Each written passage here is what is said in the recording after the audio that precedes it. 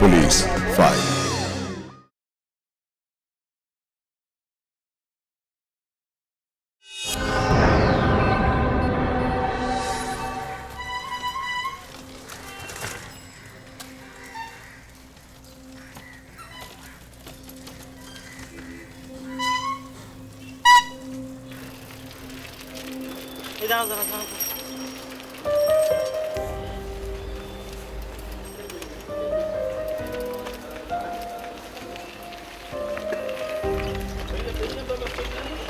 থানায় এসে গেছে বাবা, চলুন। বলছিলাম ডায়েরিটা করতে হবে, মানে মানে আর কয়েকটা দিন পরে করলে হতো না? বাবা 48 ঘন্টা হয়ে গেছে, আর কত ওয়েট করবেন? কিন্তু না না, অনেক হয়েছে, আর না, আমি আর ওয়েট করতে পারবো না, আমি এক্ষুনি ডায়েরি করবো। আসুন। ডায়েরি করবেন? হ্যাঁ। বসুন বসুন। হ্যাঁ, এবার বলুন তো কি ব্যাপার? মানে আমার মেয়ে মধুশ্রীকে খুঁজে পাওয়া যাচ্ছে না। কবে থেকে? 48 ঘন্টা হয়ে গেছে। মানে পুরো দুদিন। আর আপনারা আজ এসেছেন ডায়েরি করতে? ভেবেছিলাম ফিরে আসবে, তাই অপেক্ষা করতে গিয়ে। উনি কি বিবাহিতা? কত বয়স? হ্যাঁ হ্যাঁ, উনি বিবাহিতা, আসলে আমি ওনার স্বামী। তা ঝগড়াঝাটি করে কোথাও চলে যাননি তো আবার? না না, আমাদের মধ্যে ঝগড়াঝাটি অশান্তি এসব কিছু হতো না। সব বাড়িতে স্বামী স্ত্রীর মধ্যে ঝগড়া হয়, আর আপনি বলছেন আপনাদের মধ্যে ঝগড়া হতো না? স্যার বিশ্বাস করুন, আমার জমি সত্যি খুব ভালো, ওরা সুখে শান্তিতে ঘর সংসার করছিল। আচ্ছা, আত্মীয়স্বজনদের বাড়ি খোঁজ নিয়েছেন? স্যার তন্ন করে খুঁজেছি, কোথাও তাকে খুঁজে পাইনি। কোনো অবৈধ সম্পর্ক? না, আমার স্ত্রী মোটেও এরকম নয়। আপনি হয়তো খবর রাখেন না। বলছি তো, এরকম কোনো ব্যাপার নেই। ও, বুঝলাম। আচ্ছা, উনি যখন চলে গেছেন তখন কি খালি হাতেই গেছেন নাকি কোনো ব্যাগ ট্যাগ নিয়ে গেছেন? ওর মোবাইলটা বন্ধ, আমি অনেক ট্রাই করেছি, ওটা নিয়েই গেছে। আর আর আর সঙ্গে করে 75,000 টাকা ক্যাশ নিয়ে গেছে, আর প্রায় ধরুন 1.5 ভরি সোনার গয়না। সে কি? আমাদের দেশে মেয়েদের হারিয়ে যাওয়াটা নতুন কোনো ঘটনা নয়। প্রায় প্রতিদিনই হয় কোনো নাবালিকা, না হয় কোনো তরুণী নিরুদ্দেশ হয়ে যায়। কিন্তু মোটা টাকা এবং সোনার গয়না নিয়ে হঠাৎ নিরুদ্দেশ হয়ে যাওয়াটা সত্যি অত্যন্ত রহস্যময় এবং চমকপ্রদ ঘটনা। আর ঠিক সেই জন্যই 2014 সালে 75,000 টাকা নগদ এবং 1.5 ভরি সোনার গয়না নিয়ে 27 বছরের বিবাহিতা মধুশ্রী নন্দীর নিরুদ্দেশ হয়ে যাবার ডায়েরি পেতেই চমকে ওঠে নলহাটি থানার পুলিশ। একজন শিক্ষিতা আধুনিকা মেয়ে হঠাৎ করে কেন এইভাবে হারিয়ে গেল? কেন সে কাউকে কিছু না জানিয়ে কোথাও চলে গেল? সত্যি কি তার সঙ্গে কারো কোনো অবৈধ সম্পর্ক ছিল, নাকি তার অন্তর্ধানের পেছনে লুকিয়ে ছিল অন্য কোনো রহস্য? হ্যাঁ হ্যাঁ, কেন চিনবো না? তুই এপাড়ারই বউ তো, তো বসে রাস্তাঘাটে দেখা হতো। স্বভাব কেমন ছিল? যতটুকু দেখেছি সভ্য এবং ভদ্র বলে মনে হচ্ছে। কারোর সঙ্গে ঝগড়া? পাড়ায় কারোর সাথে খুব একটা কথা বলতো না। শ্বশুরবাড়ির লোকের সঙ্গে সম্পর্ক কেমন ছিল জানেন? স্বামীর সাথে মনে হয় সম্পর্ক খুব একটা ভালো ছিল না। কি করে জানলেন? প্রথম দিকে দুজনে একসাথে প্রায় বেড়াতে যেত, বাচ্চাটা হওয়ার পর কিন্তু কোথাও বেরোতো না। তাই বলছিলাম হয়তো। কোনোদিন অচেনা কারোর সঙ্গে পাড়ার আশেপাশে কথা বলতে দেখেছেন? তা দেখিনি, তবে বেশ বুঝতে পারছি কারোর সাথে নিশ্চয়ই পালিয়ে গেছে। কি করে বুঝলেন? কি আর বলবো, ভদ্রকরের যুবতী বউ, গয়নাগাটি আর টাকা পয়সা নিয়ে নিশ্চয়ই তীর্থ করতে যায়নি। ঠিক বলেছ স্যার, ভালো করে খোঁজ নিয়ে দেখুন, নিশ্চয়ই কোনো নোংরা ব্যাপারটা আছে, মনে হয় কারোর সাথেই পালিয়েছে। মধুশ্রীর অন্তর্ধান রহস্যের তদন্তে নেমে নলহাটি থানার পুলিশ কথা বলে মধুশ্রীর পাড়া প্রতিবেশী, আত্মীয় স্বজন এবং বন্ধু বান্ধবদের সাথে, কিন্তু কোথাও কোনো সূত্র পাওয়া যায়নি। অবশ্য খুব স্বাভাবিকভাবেই মধুশ্রীর প্রতিবেশীরা ধরে নিয়েছিল যে মধুশ্রী তার কোনো গোপন এবং অবৈধ প্রেমিকের সাথে কোথাও চলে গিয়েছে।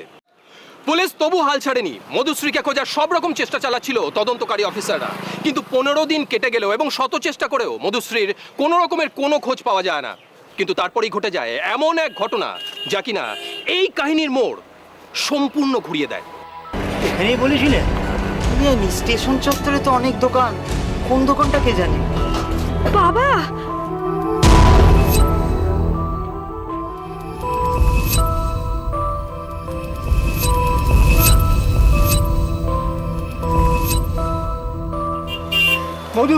মধু কোথায় গেছিলি তুই? কত খোঁজা তোকে খুঁজেছি মধু। বাবা আমায় ক্ষমা করে দাও বাবা, আমায় ক্ষমা করে দাও। মধু, মধু তোমার এই অবস্থা কি করে হলো মধু? তুমি কোথায় গিয়েছিলে মধু? আমি মধু, যাকে হন্যে হয় খুঁজে বেড়াচ্ছিল নলহাটি থানার পুলিশ, যার অন্তর্ধানে ঘুম উড়ে গিয়েছিল তার স্বামী, শ্বশুর বাড়ি এবং বাপের বাড়ির লোকেদের, সেই মধুশ্রী নন্দী যে হঠাৎ এইভাবে ফিরে আসবে তা কখনো কেউ স্বপ্নেও কল্পনা করতে পারেনি। হাওড়া স্টেশনের বাইরে থেকে মধুশ্রীকে অর্ধমৃত অবস্থায় উদ্ধার করার পরই তার পরিজনরা জানতে পারে যে ঠিক কী ঘটেছিল মধুশ্রীর সাথে। সব জানার পর সুবিচার পাওয়ার উদ্দেশ্যে তারা দাঁড়ে দাঁড়ে ঘুরেছিল, কিন্তু কেউ কোনো অভিযোগ নেয়নি। অবশেষে কলকাতায় সুপারিনটেন্ডেন্ট অফ রেলওয়ে পুলিশকে সবিস্তারে লিখিত অভিযোগ দেওয়ার পরই নড়ে চড়ে বসে রেলওয়ে পুলিশ। সাঁইথিয়া জিআরপিতে শুরু হয় তদন্ত। দেখুন, আপনাদের কেসটা নিয়ে আমাদের উপর মহল খুব সিরিয়াসলি চিন্তা ভাবনা করছেন। আমি কথা দিচ্ছি সুবিচার আপনারা নিশ্চয়ই পাবেন। স্যার টাকা গয়না যা যাওয়ার গেছে, কিন্তু যে আমার স্ত্রীর সঙ্গে এত বড় অন্যায় করেছে, প্লিজ তাকে ছেড়ে দেবেন না স্যার। স্যার তো বললেন আপনারা সুবিচার নিশ্চয়ই পাবেন, কিন্তু মধুশ্রী, অনেক ঝড় ঝাপটা আসবে, তোমাকে অনেক দৃঢ়ভাবে লড়তে হবে। কি পারবে তো? পারবো, পারতে আমাকে হবেই।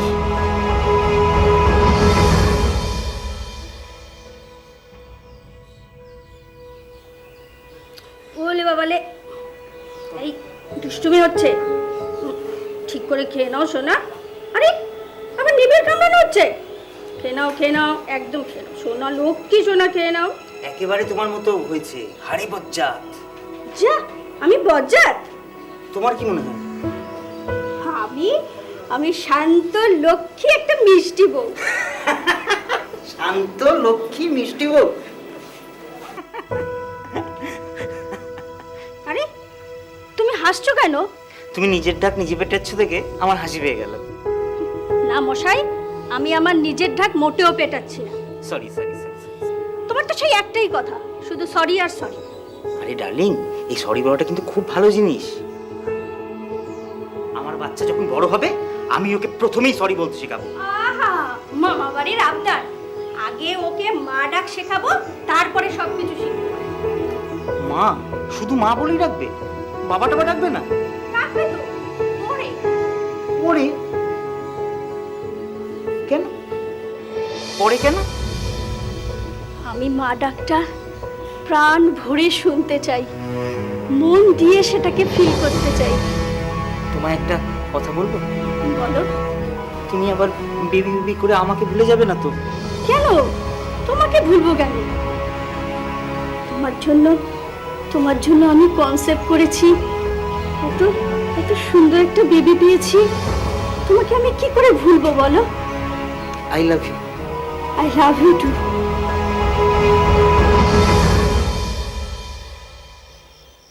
বৌমা, কি মা? বাবু ইলেকট্রিক বিলটা জমা দেয়নি? না। কবে দেবে? জানি না। আশ্চর্য, 5 দিন হয়ে গেল এই ইলেকট্রিক বিলটা এসেছে। এখন যদি ইলেকট্রিক বিলটা জমা না দেওয়া হয় তাহলে তো লাইনটা কেটে দেবে। দিলে দেবে, কি আর করা যাবে? মানে? যার বিল দেওয়ার কথা তার যদি টনক না নড়ে তাহলে তো এরকম ভুগতেই হবে। ইস, বাবুটা না। এই যে কি ব্যাপার কি? হ্যাঁ, ভর সন্ধেবেলা বাইরের দরজা হাট করে খোলা, আর তোমরা দুজন এখানে পিএনপিসি করছো? এসব বাজে কথা না বলে ইলেকট্রিক বিলটা সময় মতো জমা দিলে তো পারিস। সে আমি দিয়ে দেবো। আর কবে? শোনো মা, আমি না সারাদিন খেতে করে বাড়ি ফিরেছি, ভীষণ টায়ার্ড। এখন আর কানের মাথা খেও না, যাও চাটা নিয়ে এসো। তা আনছি, কিন্তু তুই এই ইলেকট্রিক বিলটা একটু তাড়াতাড়ি জমা দিস, বুঝলি?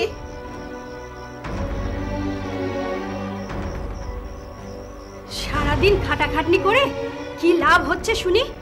একটাও তো পলিসি জোগাড় করতে পারছো না। এই, আমার ব্যাপারে মাথা গলিও না। ইয়ে চটাকে দাও তো।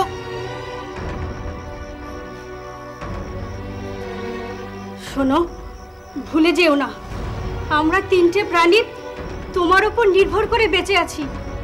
তাই টাকা পয়সা। চুপ করো না। চুপ করে দিলে সত্যিটা সত্যি থাকবে না। আর শোনো, এই গত 3 মাসে তুমি কত টাকা বাড়িতে এনেছো বলো? সে কৈফিয়ত আমি তোমায় কেন দেবো? আমি ভীষণ টায়ার্ড, প্লিজ আমায় ডিস্টার্ব করো না।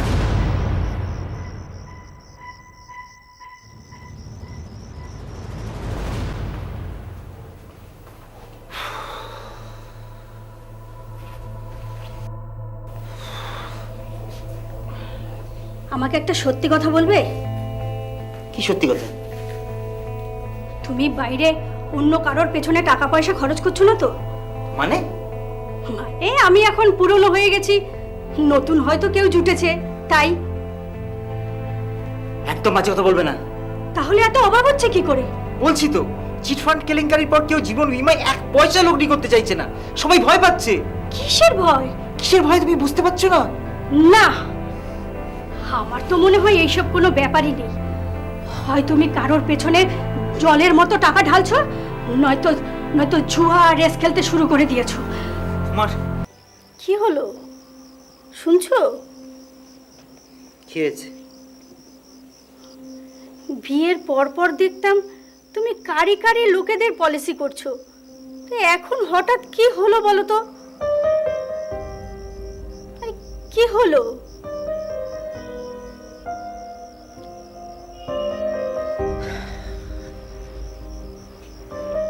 আসলে কি জানো, এই চিটফান্ড কোম্পানিগুলো মানুষকে এমন ঠকিয়েছে যে মানুষ আর জেনুইন ইন্স্যুরেন্স কোম্পানিগুলোকে বিশ্বাস করতে পারছে না। সে কি? মনে ভয় ঢুকে গেলে যা হয় আর কি। সবারই তো কষ্টের টাকা। তাহলে কি হবে? দেখা যাক, মানুষের বিশ্বাস ফিরে এলে আবার আমরা এজেন্টরা ইন্স্যুরেন্স করাতে পারবো, আবার আমাদের ঘরে 2 পয়সা আসবে।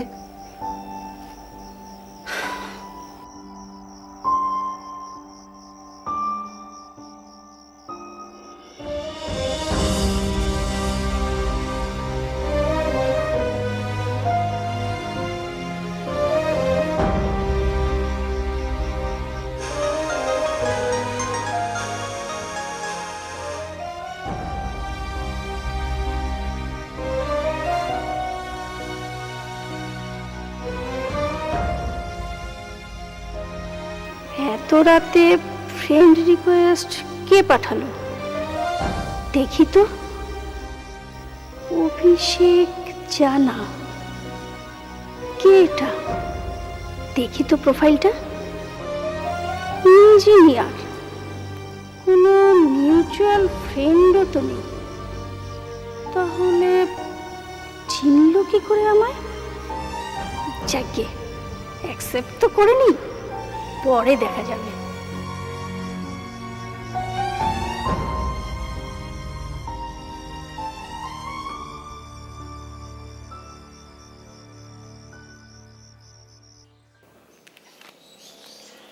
নাও বৌমা পড়ো। কেন মা, হয়ে গেল? না, অনেক বেলা হয়েছে, স্নানটা সেরে আসি। ঠিক আছে।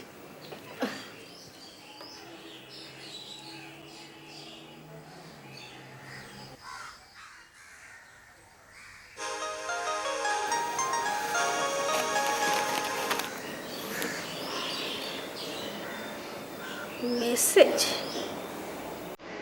অভিষেক জানা, দেখি তো কি পাঠিয়েছে।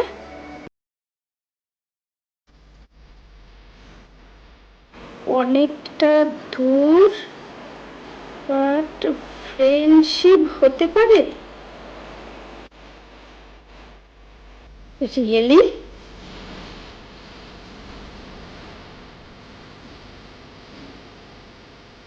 বাবা, আবার লিখেছে ইয়েস, হবেন আমার বন্ধু।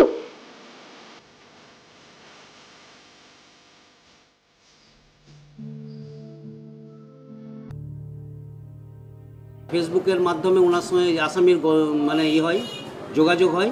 তারপরে সে পরিচয় দেয় যে আমি একটা ইঞ্জিনিয়ার, রিসার্চ অ্যান্ড সার্চ কোম্পানিতে কাজ করি, তুমি যদি আমাকে কিছু পয়সা দাও তাহলে পরে আমি তোমার স্বামীর চাকরি করে দেবো।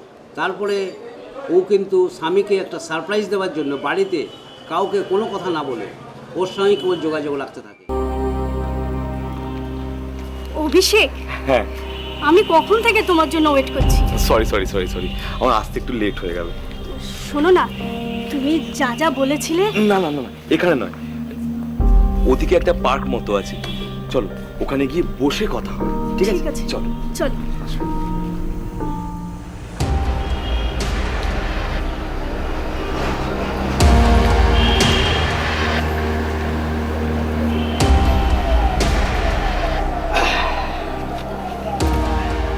আসতে কোনো অসুবিধা হয়নি তো? না না। এনেছো? হ্যাঁ, কিন্তু পুরোটা পারিনি গো। সে কি? শোনো না, ওই 75-এর মতো জোগাড় করেছি, তাও অনেক কষ্টে। উফ, এতে কি হবে? আমিও তোমাকে 3 আনতে বলেছিলাম। হ্যাঁ, কিন্তু পারিনি গো। শোনো না, আমার কাছে না কিছু গয়না ছিল, আমি সেগুলো নিয়ে এসেছি। গয়না? হ্যাঁ, ওই 1.5 ভরির মতো হবে। প্লিজ প্লিজ তুমি এইটা দিয়ে একটু ম্যানেজ করে দাও। ঠিক আছে, ওগুলো কিন্তু তুমি তোমার নিজের হাতেই দেবে। নিজের হাতেই দেব? ঠিক আছে, তাই দেব, কিন্তু কাকে? আরে বাবা, যে তোমার স্বামীকে চাকরি করে দেবে তাকে। ও, কিন্তু তার অফিস কোথায়? অফিস কলকাতা। কলকাতা? কিন্তু দেব কি করে? কেন? তুমি চলো আমার সাথে, তোমাকে আলাপ করিয়ে দেবো, আর তারপর টাকাটা দিয়ে দিলেই চাকরি হয়ে যাবে। গেলে তো ভালোই হয়, কিন্তু আরে বাবা, তুমি তো আমার সঙ্গে যাবে। চলো চলো চলো, দেরি করো না। কোথায় যাব এখন? কেন? কলকাতা। এখন? কিন্তু কিন্তু বাড়িতে যে। আরে চলো চলো, শুভ শীঘ্রম। আরে বাবা, লেট হয়ে গেলে আমি তোমাকে বাড়ি পৌঁছে দিয়ে যাব। কি হলো, চলো। বরের চাকরিটা চাই না চাই না? হ্যাঁ, বরকে সারপ্রাইজ দেবে। চলো চলো, আসো।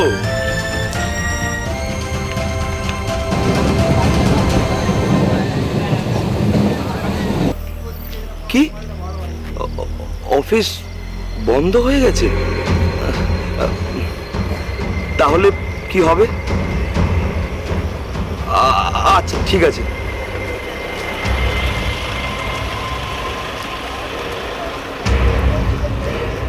সরি মধুশ্রী, অফিসটা বন্ধ হয়ে গেছে। তাহলে কি হবে? আমিও তো তাই ভাবছি, অনেকটা রাত হয়ে গেল। একটা কাজ করা যাক। কি?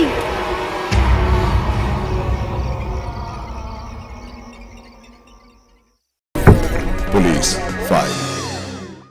কেমন আছেন আপনারা?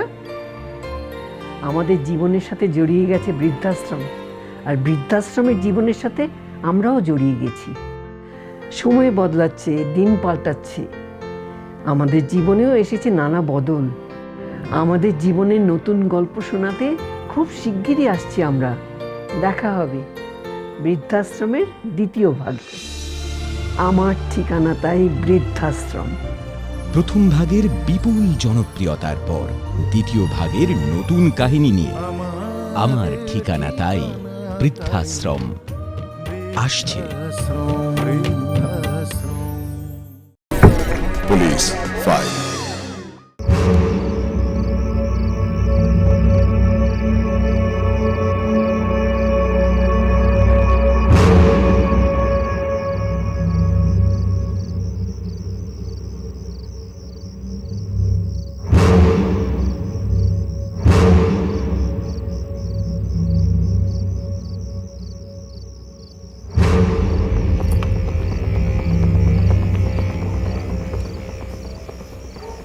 কি হলো? আর বলো না, মাথা মোটা মহিলা একটা, কোনো কথা শুনতেই রাজি নয়। দেখলে তো কেন দূর দূর করে দাঁড়িয়ে। উনি কে? উনি আমার। ও তুমি চিনবে না। কিন্তু হঠাৎ তুমি আমাকে ক্যানিং এ নিয়ে এলে কেন? আরে বাবা, ভেবেছিলাম যে আজ রাতটা এই বাড়িতেই কাটাবো। অভিষেক, আমি এক্ষুনি বাড়ি যাব। আমার বর দুবার ফোন করেছে, আমি কেটে দিয়েছি। ওরা খুব চিন্তা করছে। ভালো করেছো ফোনটা কেটে দিয়েছো। ওদের কিন্তু এখন কিচ্ছু জানাবার দরকার নেই। যখন চাকরিটা হয়ে যাবে তখন জানিয়ে। সারপ্রাইজ, বোঝো তো? তুমি আমাকে যা বলেছো আমি তাই করেছি। ওকে চাকরির কথাটা আমি বলিনি, আমি চুপচাপ চলে এসেছি। আমি এখন বাড়ি যাব।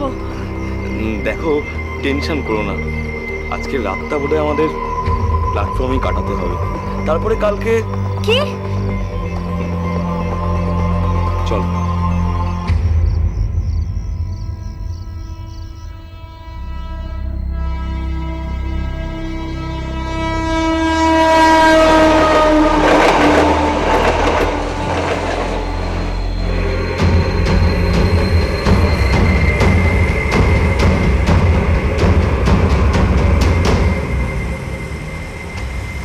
এসো এসো এসো এসো, আসো আসো আসো। Welcome Anna, welcome to Chennai. আন্না, বাহ, তুই চেন্নাই এসে ভালো তামিল শিখেছিস তো? শিখতেই হচ্ছে দাদা, চেন্নাই থাকবো আর তামিল জানবো না, তা কি হয় বল? বাহ, এটা বেশ ভালো কাজ করেছিস, তাতে করে আমাদের কাজের খুব সুবিধা হবে। এসব কি হচ্ছে? আমার এখানে নিয়ে এলে কেন? এই শোনো, আগে আমার সাথে কথা বলো, তারপরে তোমরা গল্প করবে। আরে বাবা, কলকাতায় চাকরিটা হবে না। কেন? ও তুমি বুঝবে না। এই এই যে আমার ভাই, ওর চেন্নাই অনেক চেনা জানা ফার্ম আছে, ওখানে একটা হয়ে যাবে। কিন্তু তুমি এতক্ষণ যে ট্রেনে নিয়ে আসলে তখন তো কিছু বললে না। আর আমার ফোনটা দাও।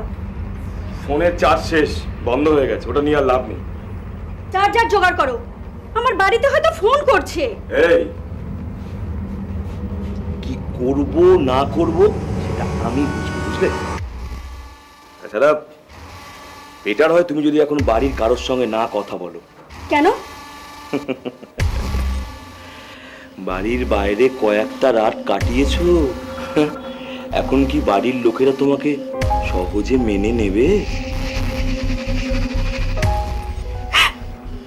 আমারে কি সর্বনাশ করলে ভগবান! এই দেখো, আবার কান্নাকাটি করে। আরে কান্নাকাটি করে কোনো লাভ নেই, চাকরিটা জোগাড় করে যখন তুমি বাড়ির সবার সামনে গিয়ে দাঁড়াবে, দেখবে তখন সব জল হয়ে গেছে। এখন তুমি একটা কাজ করো দেখি, ওই ওই ওই গয়না গাটি টাকাগুলো আমার ভাইকে দিয়ে দাও দেখি। না, আমি দেব না।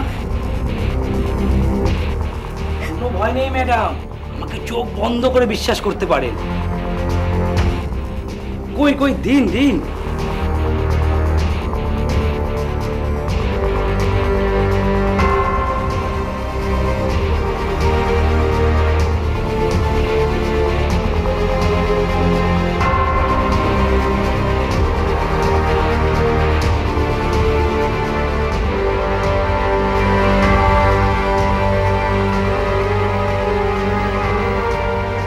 এবার চলো বেরো। কোথায়? বারে, তোমার বরের একটা হিল্লে করতে হবে না?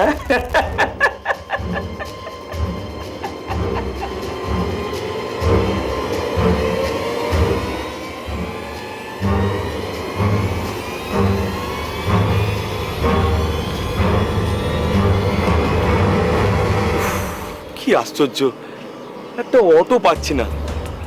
এই তোমার মতলব কি বলো তো?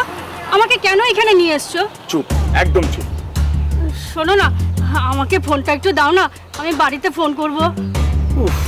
একে তো অটো পাচ্ছি না, তারপর তুমি বাড়িতে ফোন করার জন্য কাঁদুনি গাওয়া শুরু করে দিলে।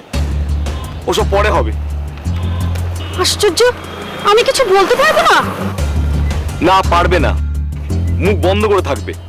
দেখো অভিষেক, আমি তোমাকে বিশ্বাস করে এত দূর ছুটে এসেছি, কিন্তু এখন তো মনে হচ্ছে। শোনো, তোমার মনে হওয়াতে আমার কিচ্ছু যায় আসে না, তুমি চুপ করে থাকো আর তোমার স্বামীর চাকরির ব্যাপারটা নিয়ে ভাবো। যাক, ওর চাকরির কথাটা অন্তত মনে আছে তোমার। হ্যাঁ আছে, আর সেই জন্যই তোমাকে এত দূরে নিয়ে এসেছি। এবারে ঠিক জায়গায় গেলেই জবটা হয়ে যাবে। মানে তুমি আমাকে কোথায় নিয়ে যাবে? ট্রেনে ওকে তুলে নিয়ে হাওড়া গেল, হাওড়াতে গিয়ে তাকে ক্যানিং নিয়ে গেল। তার মা, আসামি তার মায়ের সঙ্গে দেখা করলো স্টেশনে, ওর মা ওকে রিফিউজ করলো বাড়ি যাওয়ার জন্যে। তখন বাধ্য হয়ে আবার হাওড়া ফিরে এসে গাড়ি ধরে চেন্নাই চলে গেল। ৭৫,০০০ টাকা ক্যাশ এবং ১৫ ভরি সোনার গয়না, নিজের গয়না, সেই গয়নাটা তার হাতে তুলে দেয়, আসামির হাতে।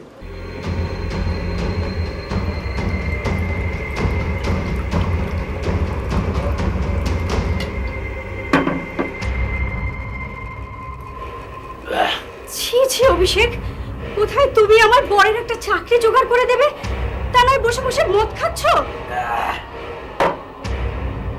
চাকরি কি এমনি এমনি হয় বুঝি? মানে আমি তোমাকে টাকা পয়সা গয়নাগাটি সবই তো দিয়েছি।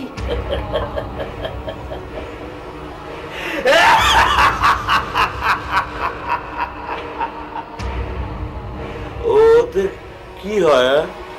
মানে তোমার বরকে যে চাকরি করে দেবো তার জন্য আমার খুশি করেছো?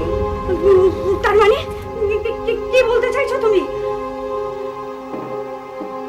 এই কদিনে তো একবার হাত পর্যন্ত ধরতে দাওনি।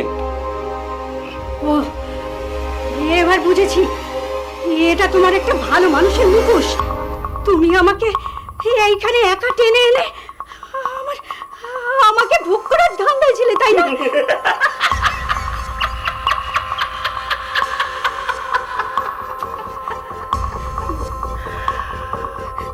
তুমিও ওকে এমন মেয়ে মানুষ, একজন অচেনা অজানা পর পুরুষের সাথে এত দূর চলে?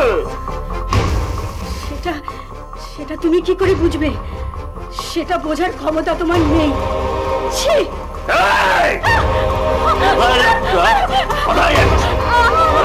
আমাকে ছাড়ো, আমি ঘরে যাবো, আমাকে ছাড়ো। অত সস্তা এমনি তোমাকে পয়সা খরচা করে নিচ্ছি না।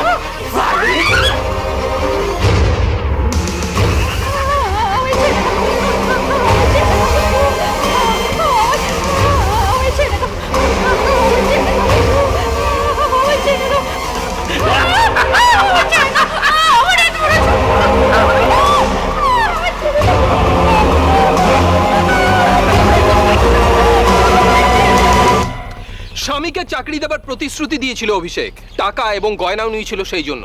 কিন্তু চাকরি দেওয়া তো দূরের কথা, চেন্নাই নিয়ে গিয়ে বিভিন্ন হোটেলে দিনের পর দিন মধুশ্রীকে ধর্ষণ করে সে।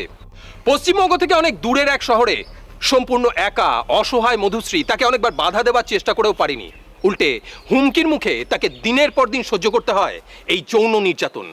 অবশেষে একদিন মধুশ্রীকে নিয়ে মহারাষ্ট্রে রওনা দেয় অভিষেক, আর সেখানেই এই সত্য ঘটনা মোড় নেয় সম্পূর্ণ এক নতুন দিকে। শোন, তুই এখানে একমাত্র বাঙালি বলে তোকে বিশ্বাস করে দায়িত্বটা দিচ্ছি। যে মালটা নিয়ে এসছি না, পুরো হাসালো মাল, বুঝলি? এই শোন শোন শোন, তুই কয়েকটা খদ্দের দেখ দেখি, হয়ে গেল তো। তারপর মাল করি হাতে এলে একটা দালাল চাই।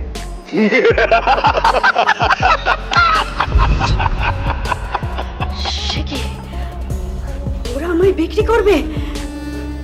না না, এ কিছুতেই হতে পারে না। এবার আমায় একটা কিছু করতেই হবে, যে করেই হোক। চেন্নাইয়ে দুদিন থাকার পরে ওখান থেকে যখন অবস্থা খারাপ বুঝলো আসামি, তখন মেয়েটিকে নিয়ে আবার চলে এলো মহারাষ্ট্র উল্লাসনগর। সেখানে একটা বাড়িতে ভারী ভাড়া করে থেকে সেই বাড়িতে ও দিনের পর দিন তাকে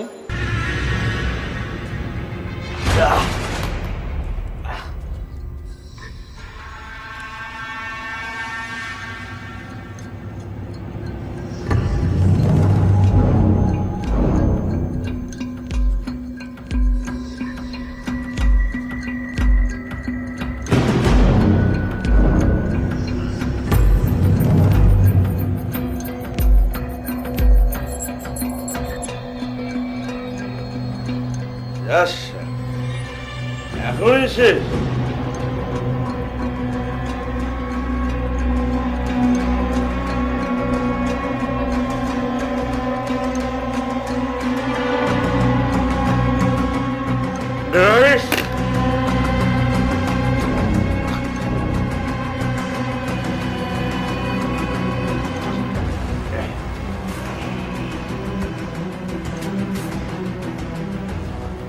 এই সালে, আমি মদন দিয়ে যাচ্ছি।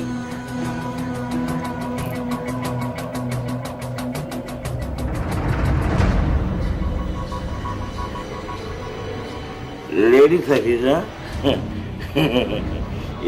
এসে জমিয়ে হবে। হ্যাঁ,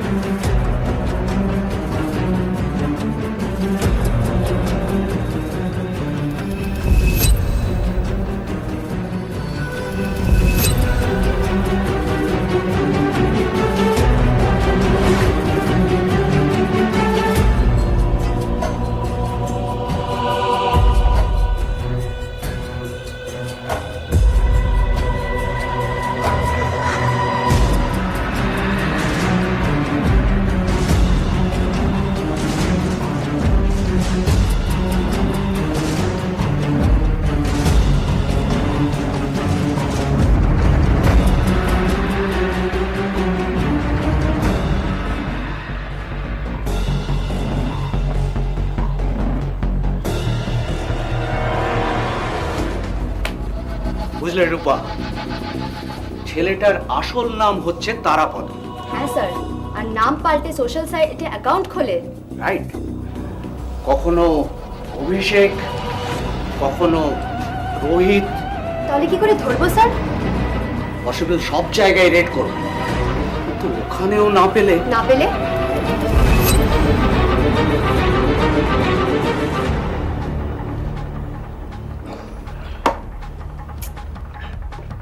ভয় করছে রে দাদা, ওই মেয়েটা পালিয়ে আবার পুলিশে যাবে না তো?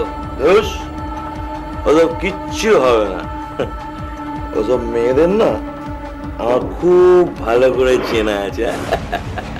প্রথমে ওই স্বামীর বুকে গিয়ে একটু মুখ লুকিয়ে কাঁদবে, তারপরে আবার সংসার শুরু করে দেবে। তুই খা, বুঝলি? আমি যাই, একটু ইয়ে করে আসি।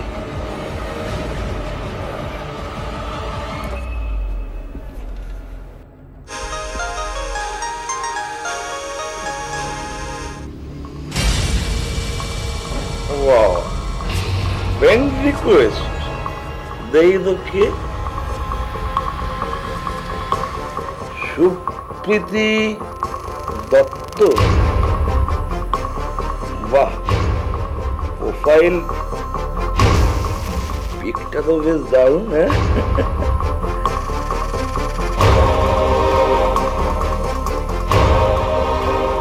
বাবা আবার মেসেজ করেছে। দেখি, ভাই রোহিত। হ্যালো,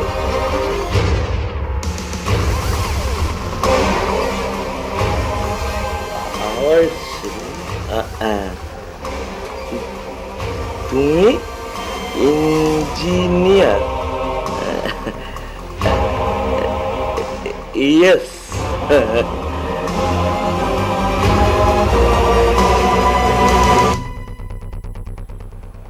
আবার কি লিখলো দেখি? প্লিজ আমায় অ্যাড করে নাও।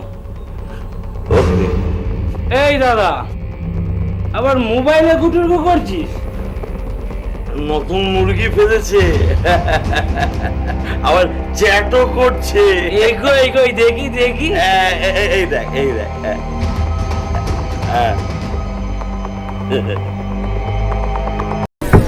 পুলিশ 5। চিনি মা, একটু তাড়াতাড়ি আয় তো মা। এই আমাদের চিনি, মিষ্টিতে হার মানবে মধু। তোমাদের ঘরে আসছে এই বালিকা বধূ। আগামী 4ঠা ফাল্গুন আমার বিয়ে, আপনাদের কিন্তু সবার আসা চাই। ঘরে ঘরে মন মাতাবে এই বালিকা বধূ।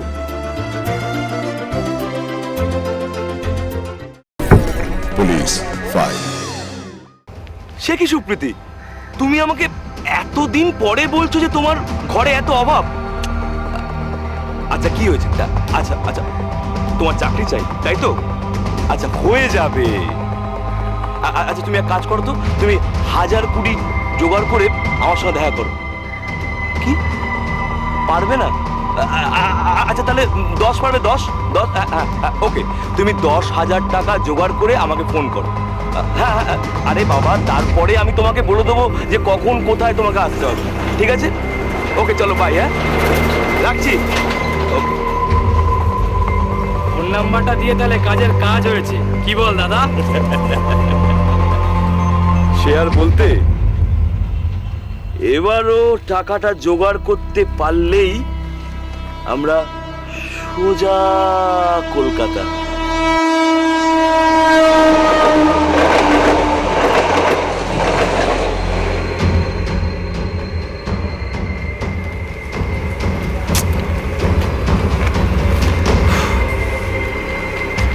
রোহিত। সুপ্রীতি। হ্যাঁ, কখন এসেছো? অনেকক্ষণ। এনেছি পুরো 10। হ্যাঁ, কিন্তু চাকরিটা হবে তো? আরে বাবা, চাকরিটা তোমার হবে না তো কার হবে?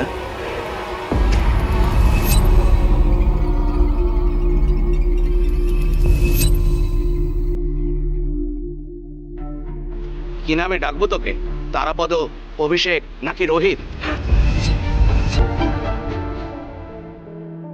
ও এখন রোহিত, রোহিত রায়। সুপ্রীতি, এসব কি হচ্ছে? ইনি কে? সুপ্রীতি নয়, ASI মিস রূপা দত্ত।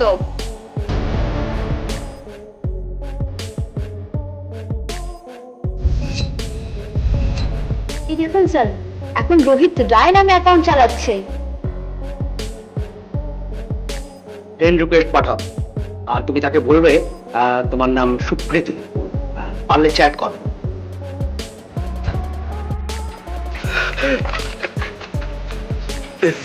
স্যার আমার ভুল হয়ে গেছে স্যার, আমাকে ছেড়ে দিন স্যার। ভুল?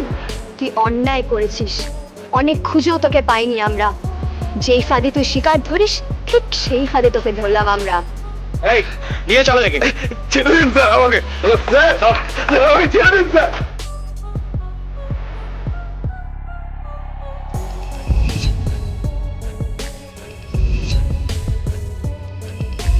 কখনো না, মরে গেলেও না।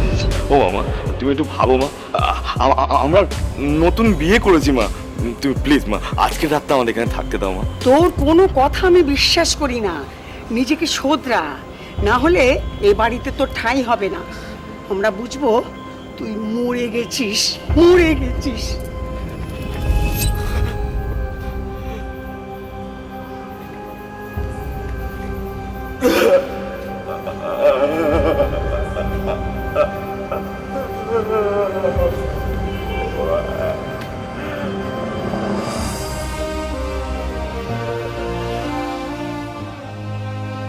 বাবা মা সম্পর্ক ছেদ করলেও অভিষেক ওরফে রোহিত ওরফে তারাপদ নিজেকে সংশোধন করেনি।